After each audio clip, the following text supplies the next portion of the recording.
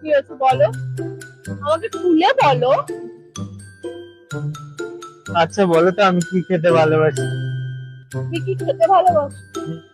বিরিয়ানি হবে হয়তো। দেখেছো, আমরা একে অপরে এতদিন ধরে দেখা করছি, তো কেউ কারোর পছন্দই জানি না। সরি, তুমি ঠিকই বলেছো। সত্যি তো, তোমার সাথে আমার কথাই বলা হয়নি ঠিক করে। কেন বলো তো? কারণ তোমার আর আমার মধ্যে যখনই দেখা হয় তখনই তুমি ব্যস্ত হয়ে যাও, রিলস নয় ব্লগ এইসব করতে গিয়ে তোমার আর আমার মধ্যে যে নিজেদের পছন্দ অপছন্দ সেগুলো নিয়ে মানে কথাই হয়। ঠিকই বলেছো, সরি। আমি তোমার কাজটাকে খারাপ বলছি না, কিন্তু মানুষের তো প্রাইভেট লাইফ বলে একটা কিছু আছে। যদি তুমি এভাবে মানে প্রাইভেট লাইফটাকে না বোঝো, তাহলে দেখবে তোমার কাছের মানুষগুলো একদিন আস্তে আস্তে দূরে সরে যাচ্ছে। তুমি ঠিকই বলেছো, আমি সত্যিই ভুলে গেছিলাম যে আমার পার্সোনাল লাইফ বলেও কিছু আছে।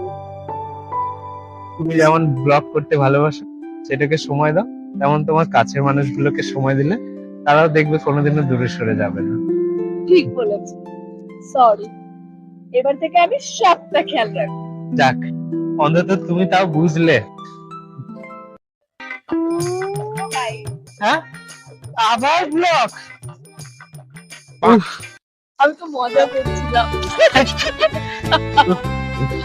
সত্যি। চলো যাও। চল।